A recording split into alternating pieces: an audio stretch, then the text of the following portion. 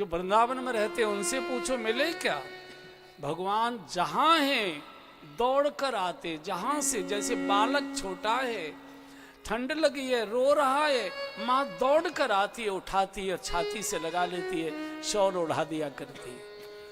तो पार्वती जी को शिव कहते हैं। देवी जब पार्वती जी ने पूछा कि मुझे भगवान के अवतार के कारण बताइए कि निराकार ब्रह्म क्यों निराकार हुआ, अव्यक्त क्यों व्यक्त हुआ, अनंत कोटि ब्रह्मांड का नायक किसी का बेटा कैसे बन गया, पूरे उनकी सारी लीलाओं की सारी पूरी कथा सुनाई। कथा जो सकल लोक हितकारी, कथा जो सकल लोक हितकारी, सोई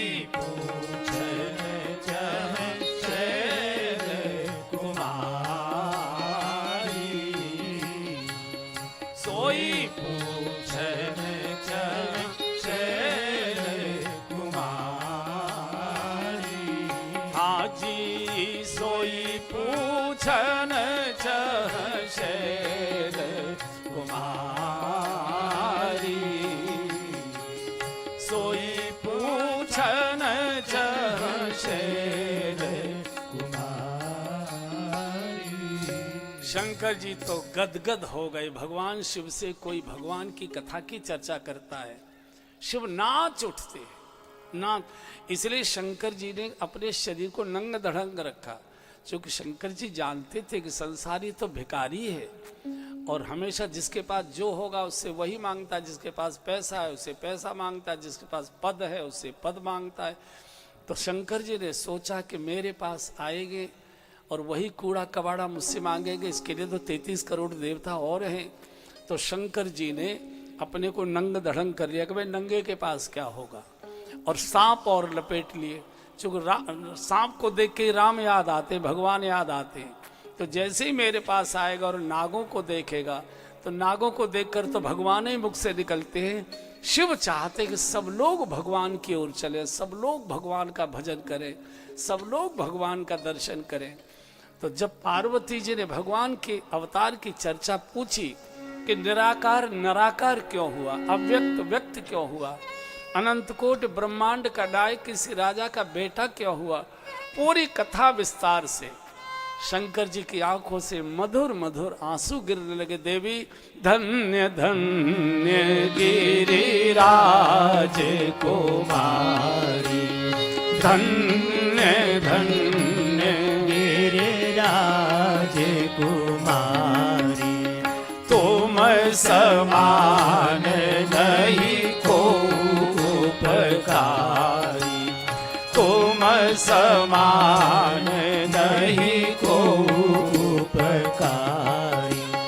पूछे रघुपति कथा प्रसंगा, पूछे रघुपति कथा प्रसंगा, सकल लोक जग पावनी गंगा, सकल लोक जग पावनी गंगा। हे पार्वती जी आप धन्य हैं, आप धन्य क्यों? बोले पूछे वो रघुपत कथा प्रसंगा, सकल लोक जग पावन गंगा, समस्त लोकों को पावन करने वाली राम कथा की नवीन गंगा आप प्रकट करने जा रही हैं। आप धन्य हैं, आप धन्य हैं। पार्वती जी भगीरथ की प्रकट की हुई गंगा तो कुछ प्रदेशों को पवित्र कर पाती है, थोड़ा सा उत्तराखंड को पवित्र कर पाती है, कुछ उत्तर प्रदेश के हिस्से को पवित्र करती है, कुछ बिहार के हिस्से को पवित्र करती है, थोड़ा बंगाल को पवित्र करती है और फिर महासागर में जाकर समा जाती है। लेकिन तुमने भगवान श्री राम के पावन कथा चरित्र की गंगा प्रकट कर समस्त लोगों को अनंत काल तक पावन होने का अवसर प्रदान कर दिया। और भगीरथ की गंगा पर तो पाप धोने के लिए व्यक्ति को फरीदाबाद से हरिद्वार तक चलकर जाना पड़ता है, लेकिन राम कथा की गंगा तो स्वयं चलकर फरीदाबाद आती है। बोले नहाओ भैया, गोता लगाओ जिसको भी लगाना है। सब द्वारों पर जाती है, सब गलियों में जाती है। सकल लोक जग पावन गंगा। हे पार्वती जी, वैसे तो भगवान के जन्म के अनेक कारण है। राम जन्म के हेतु अनेका, परम विचित्र एक ते एका। लेकिन जन्म एक दो कहाऊं बखानी, एक दो जन्मों की तुमको मैं चर्चा करूंगा देवी, लेकिन मेरी भी प्रार्थना है सावधानी से कथा सुनना। सावधान सुन सुमति भवानी। कई लोग हमसे पूछते हैं कि शास्त्र कहता है सावधानी से सुने, तो सावधानी का क्या है? मन लगाकर सुने तो मन तो लगता नहीं है, एकाग्र होकर सुने तो एकाग्रता तो आती नहीं है। कैसे सुने? एक सज्जन ने मुझे बहुत बार ये पूछा, आप बताइए कैसे सुने? हमने कहा जैसे मरीज मुंह फाड़कर डॉक्टर की बात सुनता है ऐसे सुने। और कोई दूसरा मेरे उदाहरण समझ में नहीं आया। बड़े बड़े पढ़े लिखे लोग भी जब डॉक्टर से बात करते हैं तो एक बात को 10-10 बार पूछते हैं, इसको ऐसे खाएं, इसको ऐसे खा ले तो, इसको ऐसे करे तो, जो प्राणों से बीतती है। तो प्राणों से ही कथा सुने, बुद्धि से कथा न सुने। मन नहीं, प्राण लगाकर जैसे डॉक्टर की बात सुनी जाती है ऐसे सुने। कई कारण बताए हैं, प्रमुख 2-3 कारणों का दर्शन हम लोग कर लेते हैं। एक बार नारद जी ने भगवान विष्णु को शाप दिया।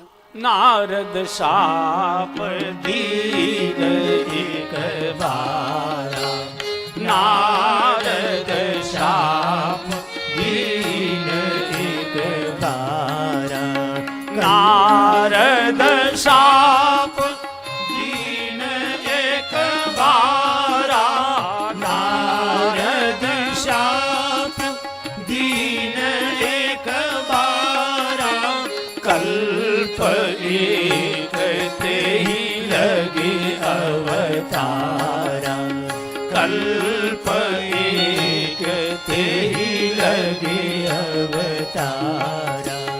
गिरिजा चकित भई सुने बानी, गिरिजा चकित भई सुने बानी, नारद विष्णु भगत पुल ज्ञानी, नारद विष्णु भगत पुल ज्ञानी, कारण कवन शाप मुझे दीना, कारण कवन शाप मुझे दीना, का अपराध रमापति कीना, का अपराध रमापति कीना। जैसे ही शंकर जी ने कहा कि एक बार नारद जी ने भगवान नारायण को शाप दिया था,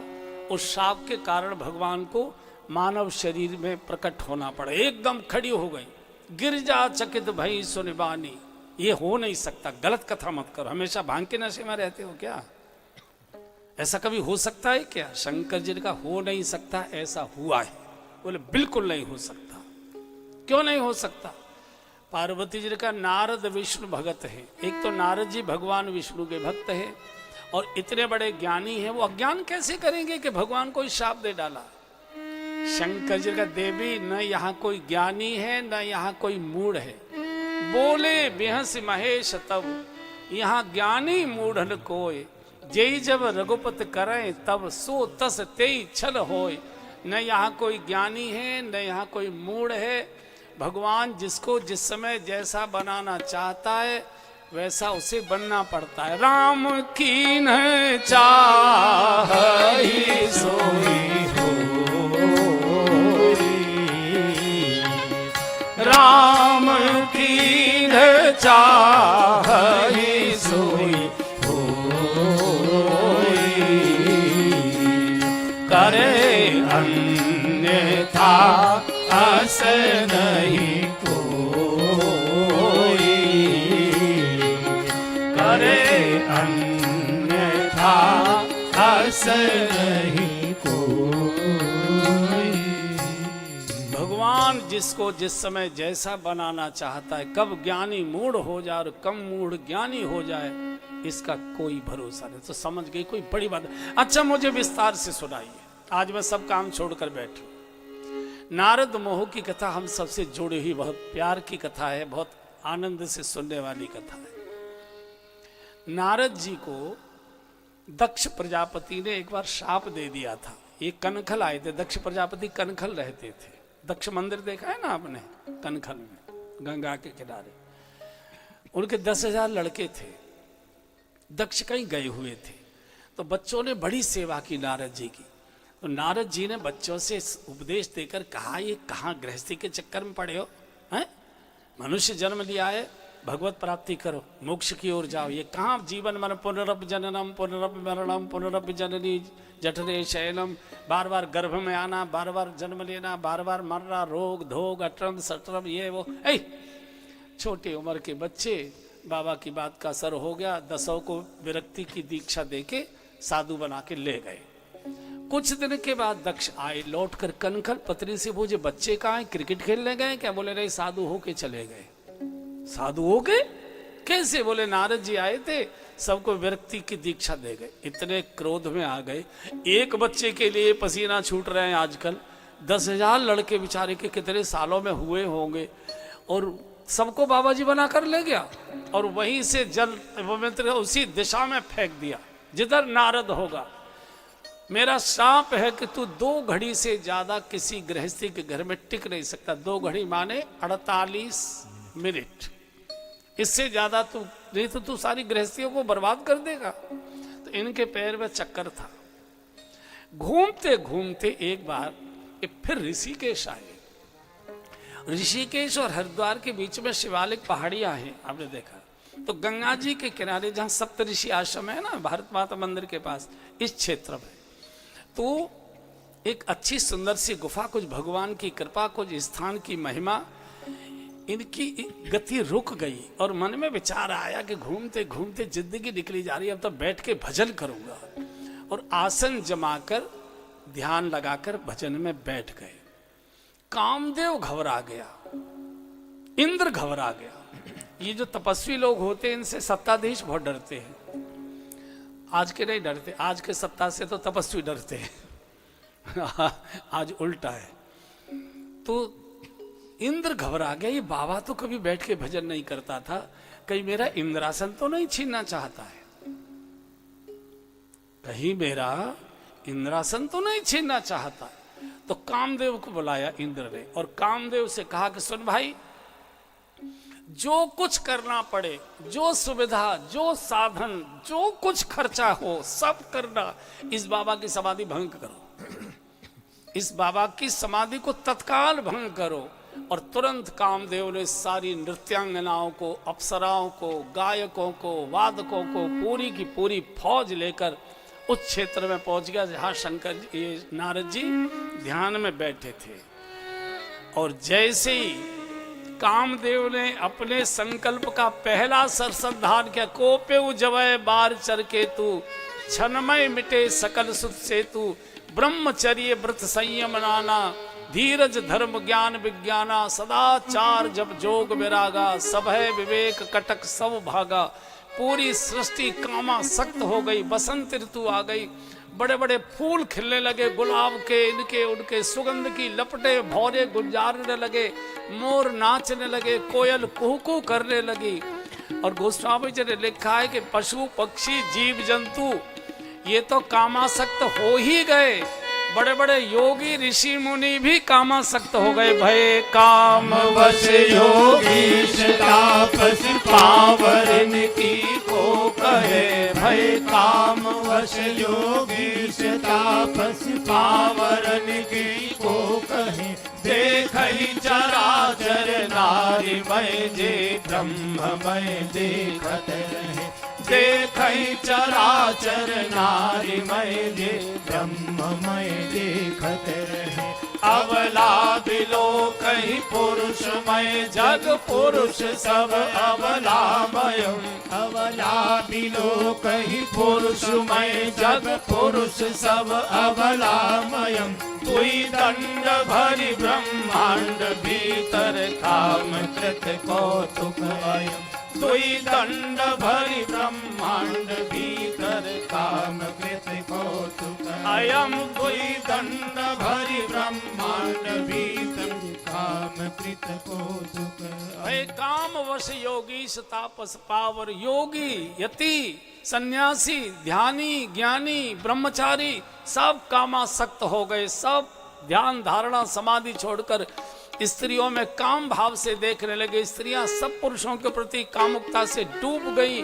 पशु पक्षी जीव जंतु सब कामासक्त। नदियां दौड़ने लगी, सागर से मिलने लगे, तालाब तलैया मिलने लगे। धरीन काहू धीर, सबके मन मन से झरे। सब पूरा सृष्टि कामासक्त हो गई।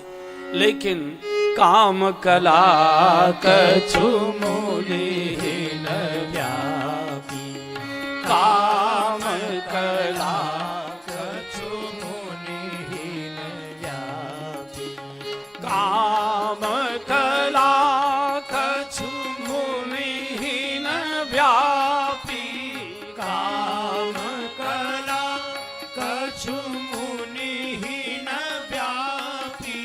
निज भय डरे मनोभव पापी, निज भय डरे मनोभव पापी। सीमा की चापी सकै को तासु, सीमा की चापी सकही को तासु। बड़ रखवार रमापति जासु, बड़ रखवार रमापति जासु। हृदय में भगवान श्री राम का जप चल रहा था। बाहर का कामदेव कुछ नहीं बिगाड़ पाया।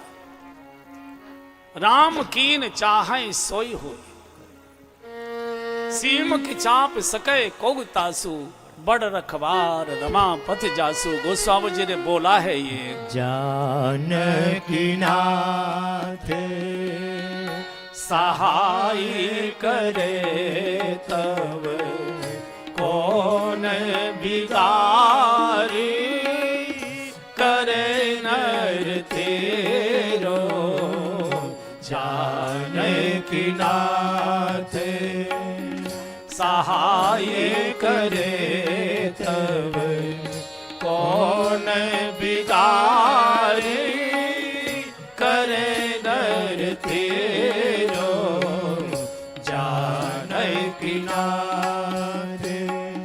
सूरज मंगल सोम भृगु सुत, सूरज मंगल सोम भृगु सुत, बुध और गुरु वरदायक तेरो, बुध और गुरु वरदायक तेरो। राहु केतु की कौन गम्यता, राहु केतु की कौन गम्यता। तुला शनिचर होई चेरो, तुला शनिचर होई चेरो। जानकी नाथ राम मारे तो राखे कौन, राम राखे तो मारे कौन। सारे ग्रह अगर विपरीत हो जाए, सूरज मंगल सोम भृगु सुत बुध और गुरु वरदायक, संपूर्ण ग्रह अगर विपरीत हो जाए तो भी डरने की आवश्यकता नहीं। भगवान कहता है मेरे अनुग्रह की चिंता रखना, मेरा अनुग्रह तेरी रक्षा करेगा, बाकी ग्रहों की चिंता छोड़ दे। चूंकि नारद जी हृदय में भीतर भगवान के जप में डूबे थे, कामदेव बाहर आक्रमण कर रहा था। बाहर का काम कुछ नहीं बिगाड़ेगा, आपके भीतर क्या चल रहा है निर्णय उससे होता है। तन कहां बैठा ये महत्व की बात नहीं, आपका मन कहां डूबा हुआ अभी आएगा, दर्शन कर लीजिए इसको। हम सबसे जुड़ी हुई ये कथा है। अंत में इसने ब्रह्मास्त्र प्रयोग कर दिया कामदेव ने, और इसकी काट अभी तक नहीं बनी है। बसंत ऋतु खिली हुई थी, बड़े बड़े गुलाब के लाल लाल फूल खिले हुए थे।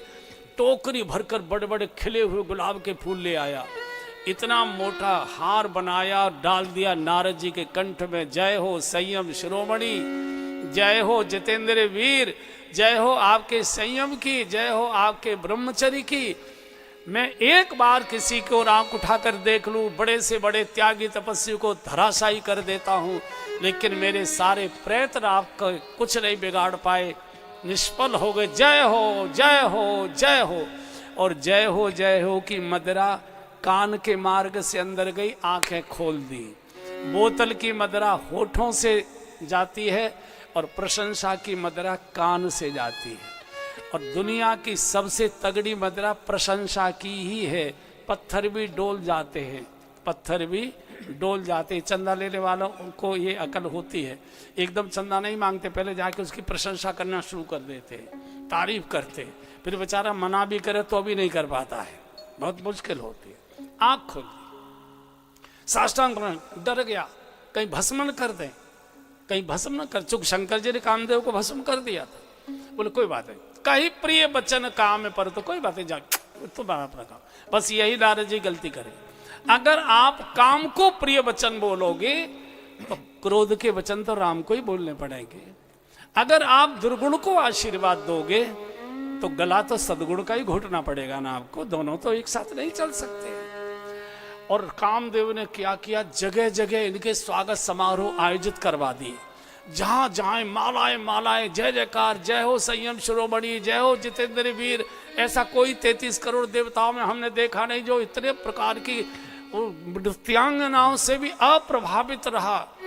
और जब सम्मान के मंच मिलने लगे तो और ज्यादा फूल गए, और ज्यादा फूल गए, जगह जगह सभा। भक्त कभी नहीं कहता कि ये मैंने किया है, भक्त कभी नहीं कहता कि ये मैंने किया है। भक्त क्या कहता है, मेरा आपकी कृपा से सब काम हो रहा है, मेरा आपकी कृपा से सब काम हो रहा है। करते हो तुम कन्हैया, मेरा नाम हो रहा है। करते हो तुम कन्हैया, मेरा नाम हो रहा है। मेरा आपकी कृपा से सब काम हो रहा है, मेरा आपकी कृपा से सब काम हो रहा है।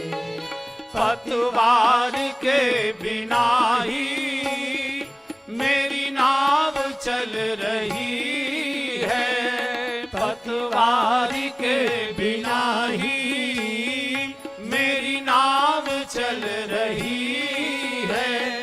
हैरान है जमाना, मंजिल भी मिल रही है।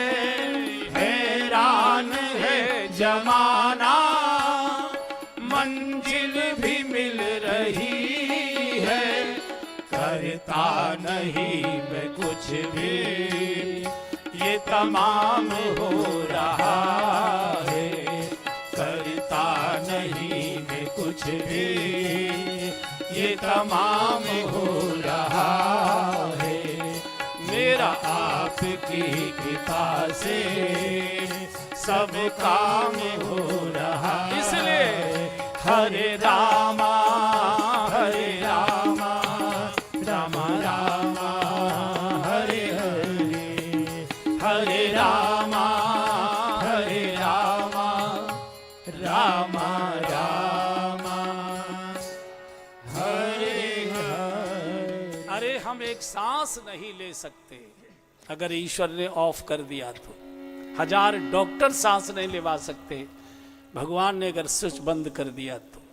नारद जी को लगा ये तो मैंने कामदेव को जीता, ईर्ष्या आ गई, अहंकार आया, अहंकार में ईर्ष्या आती है। और ईर्ष्या किससे हुई, गुरु से। अब मैं शंकर जी को जाके बताऊंगा कि मैं तुमसे बड़ा हो गया, गुरु गुरु रे चेला शक्कर हो गया। क्योंकि शंकर जी ने कामदेव को तो जीत लिया था, लेकिन क्रोध नहीं जीत पाए थे, कामदेव को भस्म कर दिया। मैंने काम भी जीता और क्रोध भी जीत लिया। बिल्कुल मैं मुस्कुरा कर रहा, उसको मैंने आशीर्वाद ही दिया है। और गुरु की कृपा से तो व्यक्ति चलना सीखता है, गुरु उंगली पकड़कर चलाना सिखाते हैं। गुरु की कृपा से तो सब चीजें सफल होती है। और तुम गुरु से ईर्ष्या कर रहे हो।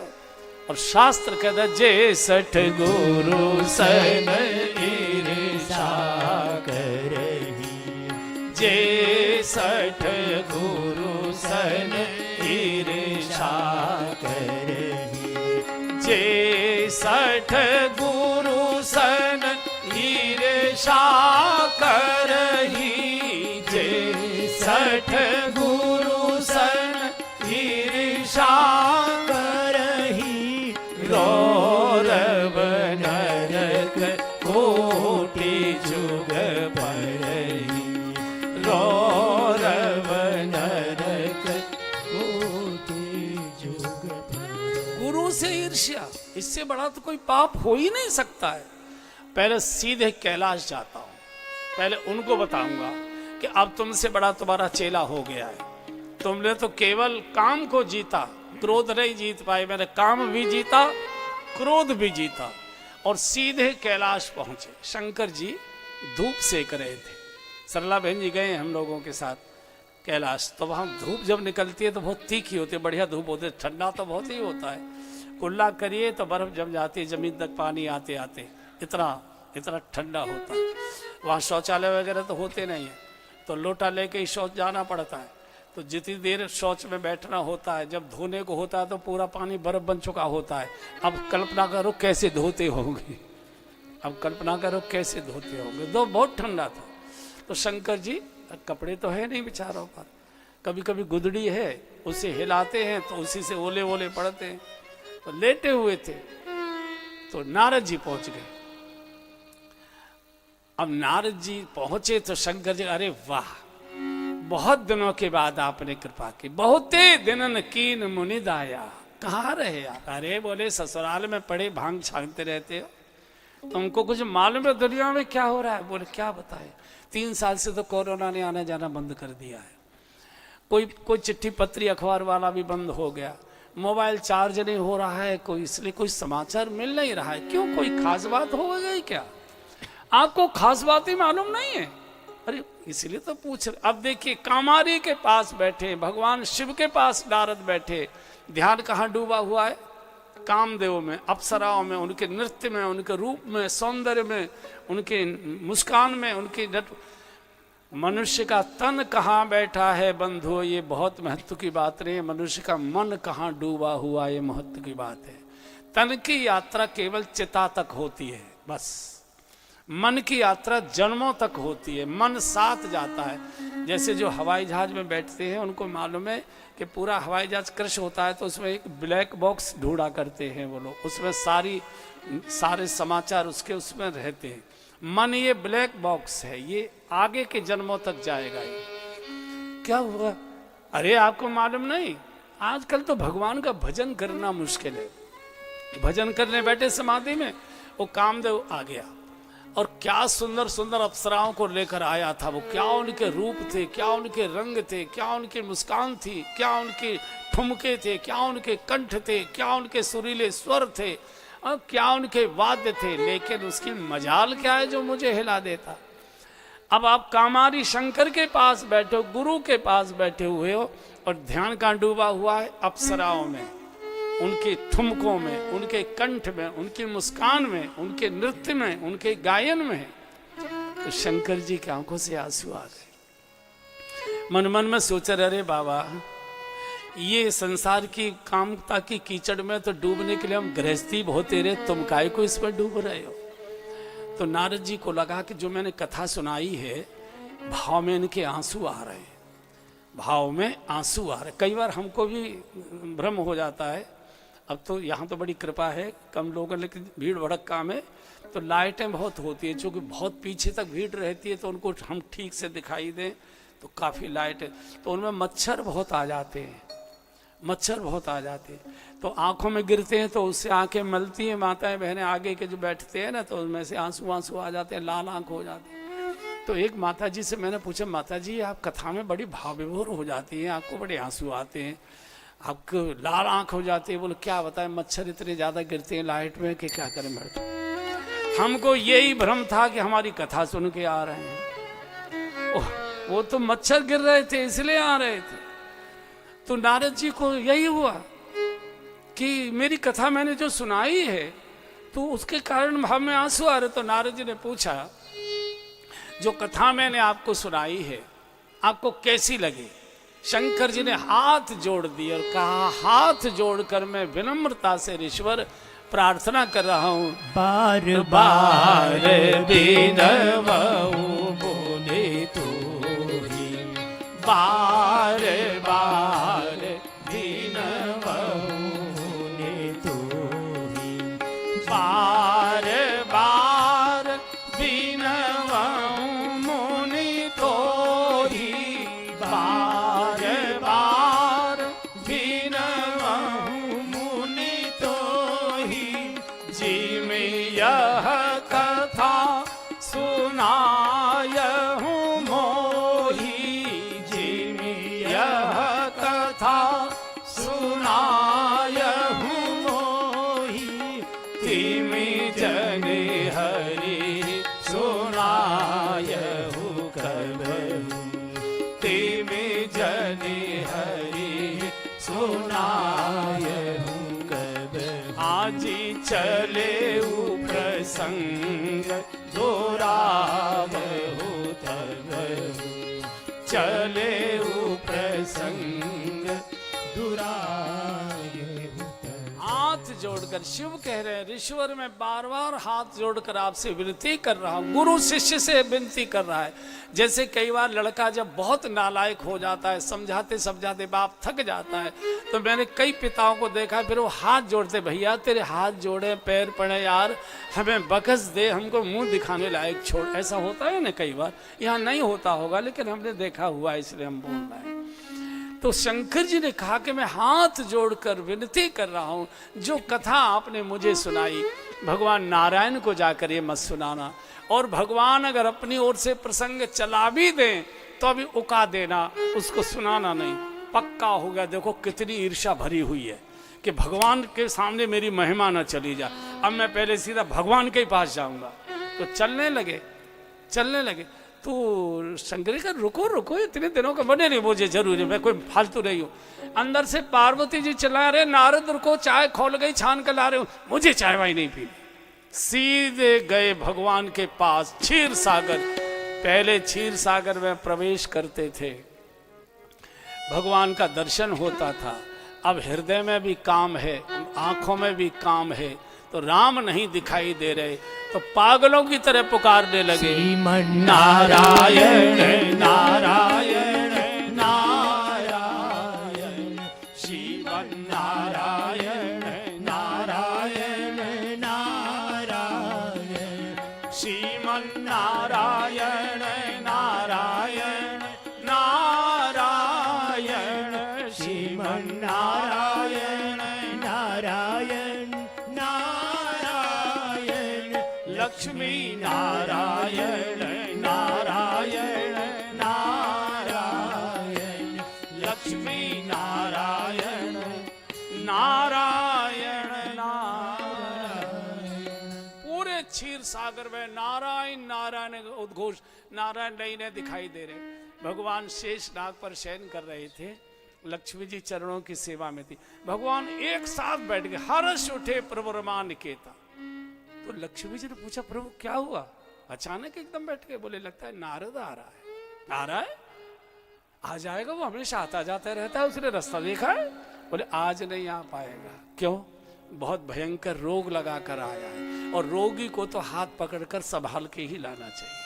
आपने देखा होगा किसी बहुत बड़े आदमी के यहाँ भी कोई सामान्य व्यक्ति भी अगर बीमार है जाता है तो वो भी हाथ पकड़कर सोफे पर बिठाते हैं, आइए आइए इधर बैठे। बोले आज नहीं आ पाएगा, बहुत भयंकर रोग लेकर आया है। और मेरा भक्त अगर गिरता है तो ये मेरा गिरना माना जाएगा। मेरा संकल्प है लक्ष्मी जी, न मैं भक्त प्रणश्यति, मैं अपने भक्त को गिरने नहीं देता।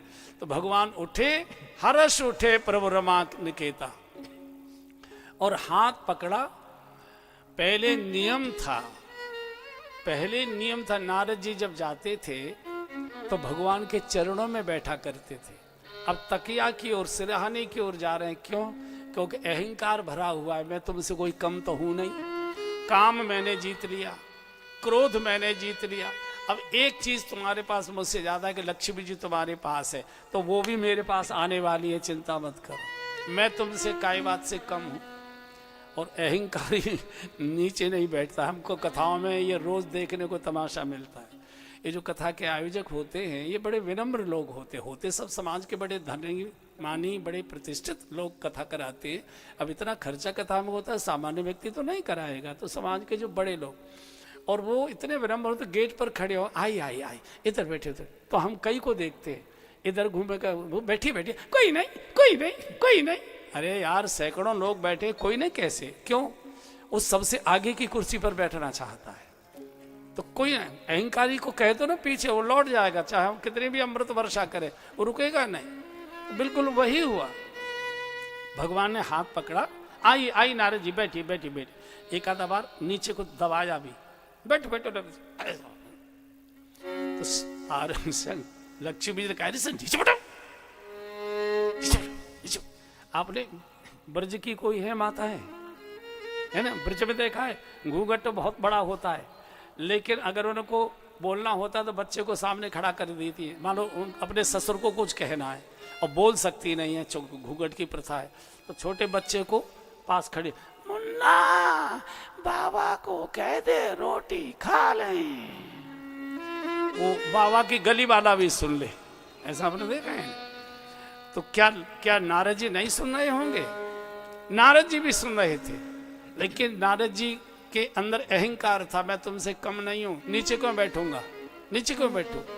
भगवान ने भी कह दिया, लक्ष्मी जी नारद चरणों में बैठने नहीं आया है, मेरे सिरहाने बैठेगा। और अहंकारी को उसके आदर के अनुसार आपने आसन नहीं दिया, वो लौट जाएगा चाहे जितनी अमृत वर्षा हो रही हो।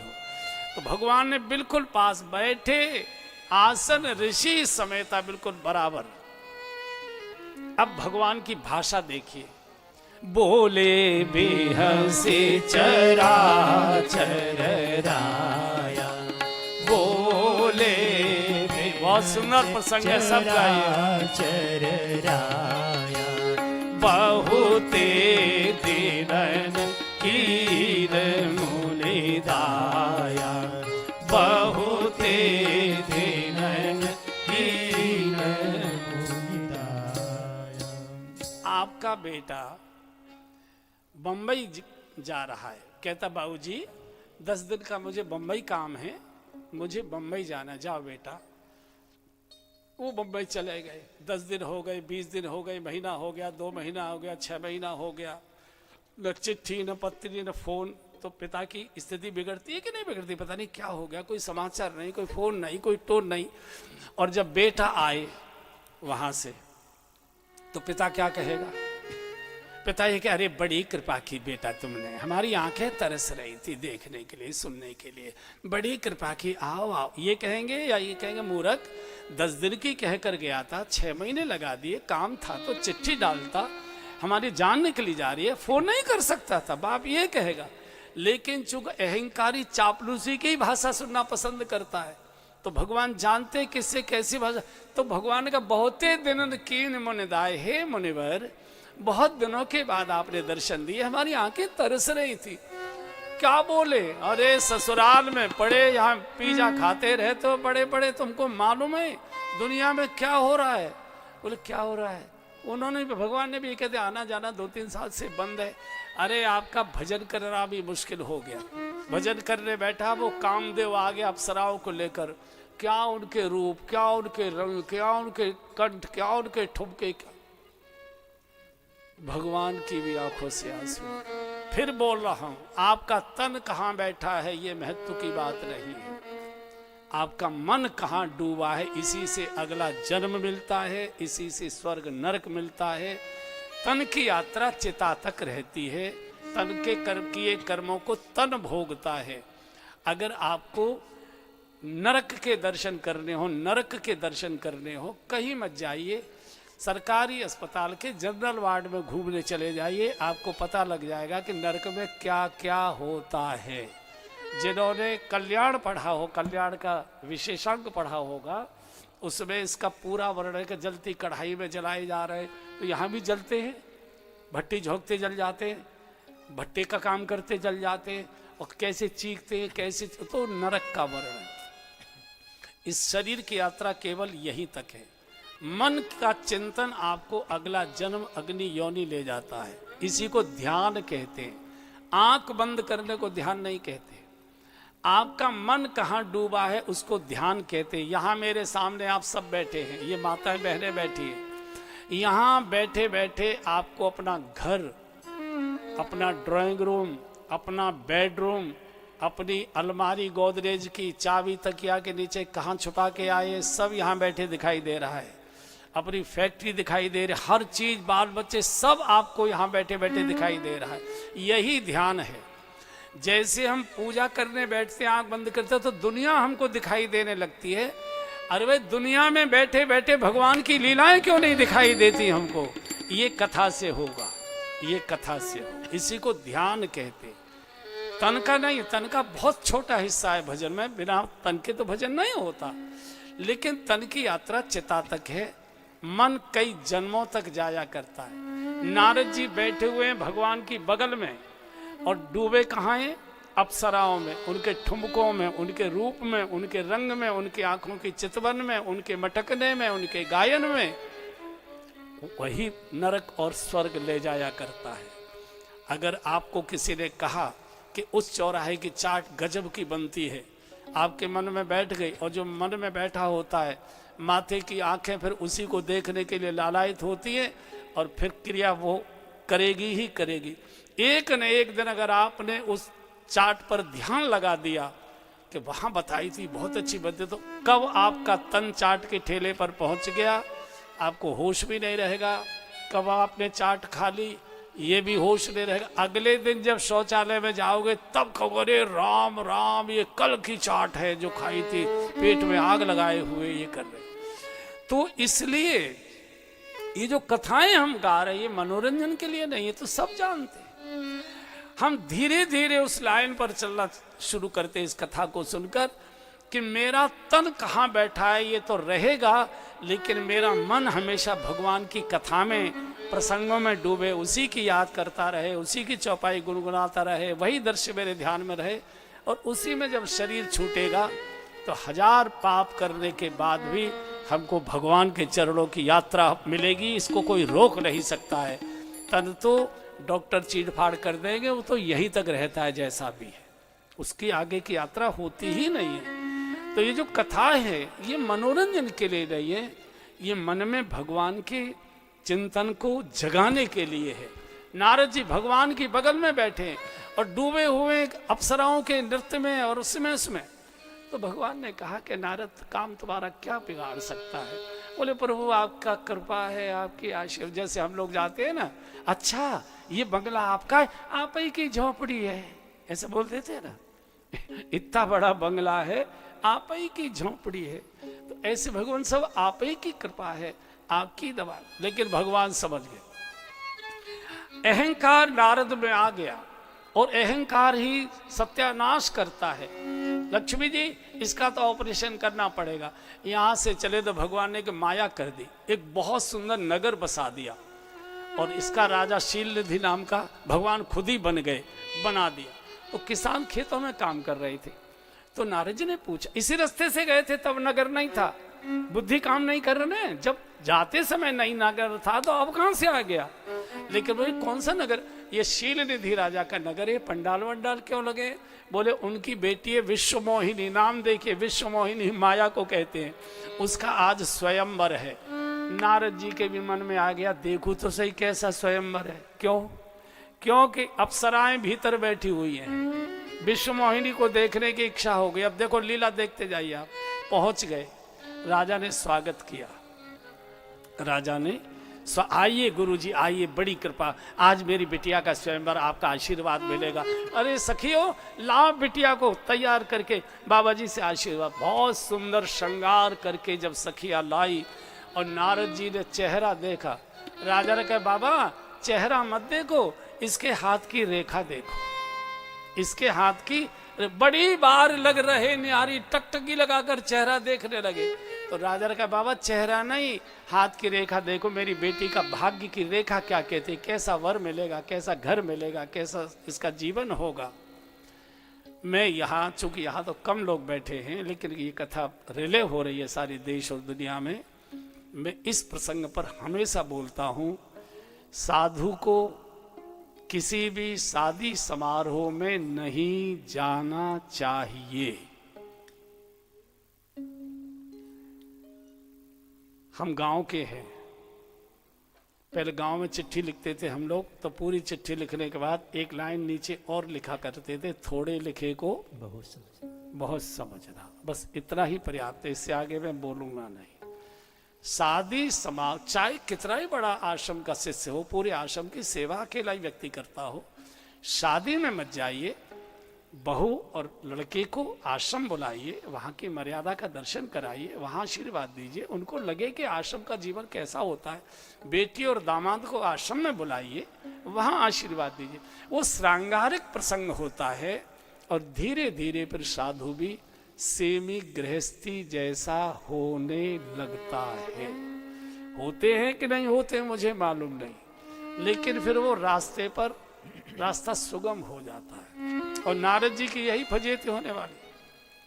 शादी समारोह में गए, कहना चाहिए था कि जो अनंत कोट ब्रह्मांड का नायक होगा वो इसका पति होगा, सारे जगत में जिसकी आरतियां गाई जाएंगी वो इसका पति होगा। ये क्या कह रहे हैं, जिसके साथ इसकी शादी हो जाएगी वो अनंत कोट ब्रह्मांड का नायक बन जाएगा, जगत में उसकी कथाएं गाई जाएंगी, जगत में उसके मंदिर बनाए जाएंगे, जगत में उसकी पूजा होने। उल्टे हो गए और मन में सोचने लगे कि इसके साथ तो मेरी शादी होनी चाहिए, लेकिन ये खूंसट दाढ़ी वाले बाबा को तो करेगी नहीं। अब क्या करूं? तो मैंने भगवान से कभी कुछ नहीं मांगा, अब मैं मांग दो हर्ष न मांगो सुंदरताई। पहले वहां जा रहा और रास्ते में जब राजा ने कहा अरे बाबा रुक जाओ थोड़ी देर में, नहीं मुझे जरूरी जाना है, चूंकि वहां जाना था ना ब्यूटी पार्लर, भगवान के ब्यूटी पार्लर में। तो चिल्लाने लगे, क्योंकि बैकुंठ जाऊंगा और लौटूंगा तब तक तो स्वयंवर खत्म हो जाएगा। तो जोर जोर से पुकारने लगे, श्रीमन नारायण नारायण नारायण, श्रीमन नारायण नारायण नारायण, श्रीमन नारायण नारायण नारायण, श्रीमन नारायण नारायण नारायण, लक्ष्मी नारायण नारायण नारायण, लक्ष्मी नारायण नारायण। एकदम भगवान प्रकट हो गए। उसी समय भगवान का नारद क्यों रो रहे हो, क्या चाहिए बताओ? ज्ञान दूं, भक्ति दूं, वैराग्य दूं? बोलो क्या चाहिए? बोलो तीनों को चूल्हे में दे दो। फिर चाहिए क्या? बोले आपन रूप देहु प्रभु मोहि, आपन रूप देहु प्रभु मोहि, आपन रूप देहु प्रभु मोहि, आपन रूप देहु प्रभु मोहि, आन भांति नहीं पावहु कोई, आन भांति नहीं पावहु। अपना रूप दे दीजिए, बिना आपके रूप के उसे नहीं पा सकता। भगवान के सामने खड़े हैं और ध्यान में कौन डूबा है? विश्व मोहिनी। तो भगवान ने कहा नारद बावला हो रहा है, शादी करके कोई हंसाए, कोई प्रसन्न हुआ, मुझे देख पूरे दंड कारण में मुझे रुदन करना पड़ा। हे खग मृग हे मधुकर श्रेणी, तुम देखी सीता मृग नैनी। पूछा जाके जा फरीदाबाद में क्या बीत रही है? काहे चक्कर में नहीं, जवानी तो भजन में कट जाएगी, बुढ़ापे में कौन उठाएगा बिठाएगा, मन की बात हम किसको कहेंगे, मुझे तो शादी करनी। भगवान ने 3 रूप दे दिए नारद जी को। नारद जी जब जाएंगे स्वयंवर में तो जो समाज के लोग देखेंगे नारद जी ऋषि के रूप में दिखाई देंगे। विश्वमोहिनी जब देखेगी नारद जी भयंकर बंदर के रूप में दिखाई देंगे। ऐसे नारद जी के कई रूप हो गए, कई रूप हो गए। पहुंच गए स्वयंवर में और पहले ही सोफे पर बैठ गए, चूंकि माला तो मुझे ही पड़नी है और लोग बधाइयां देंगे, भीड़ भड़का होगी, तुरंत गोवा की टिकट लेंगे यहां से निकलते ही, पहली कुर्सी पर। अब आप देखिए शंकर जी के 2 गण इनकी फजीयत देखने के लिए कैलाश से चलकर आए, और जो दूसरे की फजीयत देखने में रस लेता है वो राक्षस ही बनता है, ऋषि नहीं बनता कभी। दोनों बराबर बराबर पास बैठ गए और आपस में चर्चा करने लगे, भाई मालिक के साथ हम जन कितनी बड़ी बड़ी शादियों में गए, पर इतना सुंदर राजकुमार हमने आज तक नहीं देखा। इतना सुंदर, मुझे तो लगता है कि वो किसी और की ओर आंख उठा के देखेगी ही नहीं, इन्हीं की गले में वरमाला डालेगी। इतनी जोर से बोले कि वह नारद जी सुने, तो नारद जी ऐसे ऐसे करते हैं, और हम हैं ही सुंदर। नगाड़ा बजा, सावधान, विश्वमोहिनी वरमाला के साथ मंडप में प्रवेश कर रही है, और सब दक्ष में बैठ गए एकदम रीढ़ की हड्डी सीधी करके आई। अच्छा दाहिनी ओर को बैठे थे, तो नियम यह है कि पहले दाईं ओर ही व्यक्ति चलता है, तो दाईं ओर जैसी मुड़ी और पहली कुर्सी पर भयंकर बंदर खों करता हुआ दिखाई दिया। मरकट बदन भयंकर देही एकदम लौट गई और सखी उसका पापा जी से को इस अपशकुन को निकाले, डंडा मार के कहां से आ गया, और दूसरी लाइन में चली गई। और नारद जी तो पुने पुने मोने ओ कसही अकोलाई, पुने पुने मोने ओ कसही अकुलाई। फिर गाई, पुने पुने मोने ओ कसही अकुलाई। पुने पुने ओ कसना माने ऊंचे हो के देख रहे हैं। अकुलाई देखी दशा बोले गन मुस्काई। देखी दशा शिर गन मुस्काई। दुल्हन ले गए लक्ष्मी वासा, दुल्हन ले गए लक्ष्मी वासा। नप समाज सब भय निराशा। नप समाज सब भय निराशा। पुन पुन उकसते खांसते करते मेरी ओर ध्यान दे। गणों ने कहा धैर्य रखो, संकोच के कारण आपको देख नहीं पाई, आप ही का वर्ण कर, और जले पर नमक छिड़क दिया। और दूसरी कतार में उधर भगवान नारायण बैठे थे, लक्ष्मी जी जाके माला डाल दी, दुल्हे ने लखे ले गए, लक्ष्य जय जयकार हुआ। और नारद जी तो इतने घबरा गए कि हाथ, ये तो गई गाड़ी, इस विष्णु के बच्चे को ही देखना है। क्रोध में चले और जैसे ही बाहर निकले, सरोवर नगर के बाहर तो बड़ा भारी तालाब था, उसमें झांक कर देखा तो देखा मरकट बदन भयंकर देही। ओहो, इतने क्रोध में आगे दौड़े चले जा रहे हैं। गोस्वामी जी लिखते हैं, फरकति अधर को मन माही, सपदि चले कमला पर। ए जी फरकति अधर को मन माही, सपदि चले कमला पर। आजी दई हूँ साप की मरी हूँ जाई, जगत मोहे उपहास कराई।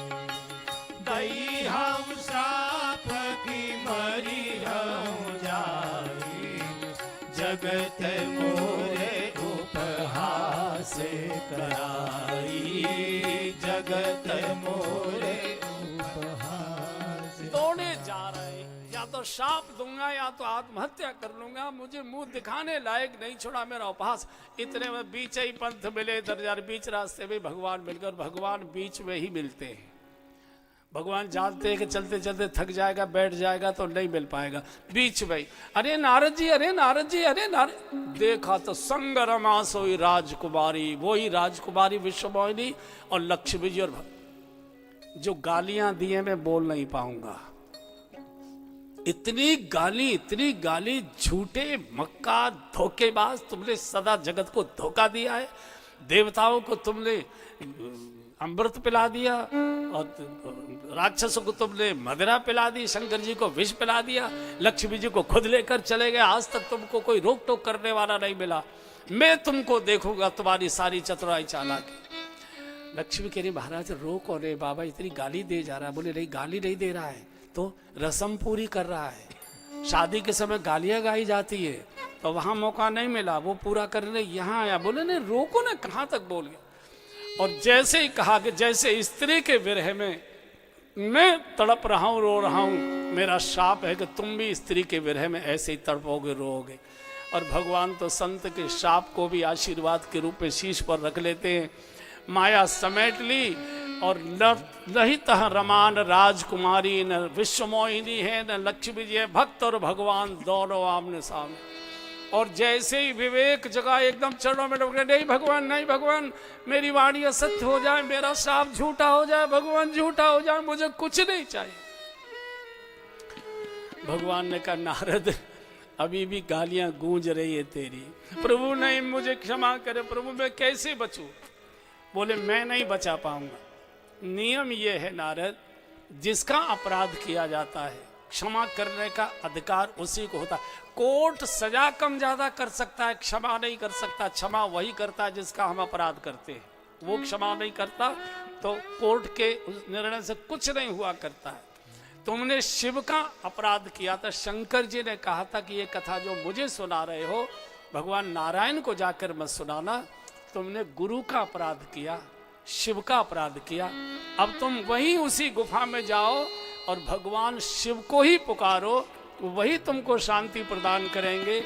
और नारद जी फिर वही सप्त सरोवर के गंगा के किनारे की गुफा में आ गए आसन लगाकर, और रो रो कर शिव को पुकारते, बाबा भोलेनाथ, बाबा भोलेनाथ, मेरी नैया को उबारो नाथ। बाबा भोलेनाथ, बाबा भोलेनाथ, मेरी नैया को उबारो, मुझे पार लगाओ नाथ। बाबा भोलेनाथ, बाबा भोलेनाथ, मेरी नैया को उबारो नाथ। बाबा भोलेनाथ, तन पे लगाई भस्म, सिर चांद सोहे है, सर्पों की माला है। तन पे लगाई भस्म, सिर चांद सोहे है, सर्पों की माला है। धारे जटा में गंगन, माथे पे है त्रिपुंडन, ये डमरू वाला है। धारे जटा में गंगन, माथे पे है त्रिपुंडन, ये डमरू वाला है। विष को पी कर भी, विष को पी कर भी सबका काम बनाता है। विष को पी कर भी, विष को पी कर भी सबका काम बनाता है, भक्तों का मान बढ़ाता है। बाबा भोलेनाथ, बाबा भोलेनाथ, मेरी नैया को उबारो नाथ। बाबा भोलेनाथ, चरणों में अब तेरे अर्जी लगा दी है, अब मर्जी तेरी है। चरणों में अब तेरे अर्जी लगा दी है, अब मर्जी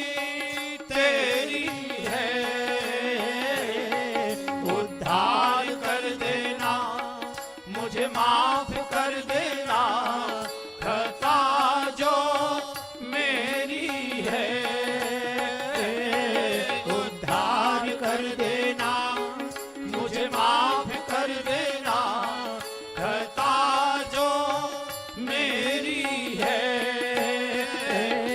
शिव शंकर भोलेनाथ, शंकर भोलेनाथ शरण में दास तेरी आया है। शंकर भोलेनाथ, शंकर भोलेनाथ शरण में दास तेरी आया है। गुरुवर की सिफारिश लाया है। बाबा भोलेनाथ, बाबा भोलेनाथ मेरी नैया को उबारो ना। बाबा भोलेनाथ, बाबा भोलेनाथ मेरी नैया को उबारो, मुझे पार लगाओ ना। बाबा भोलेनाथ, बाबा भोलेनाथ मेरी नैया को उबारो ना। बाबा भोलेनाथ। बोलिए शंकर भगवान भगवान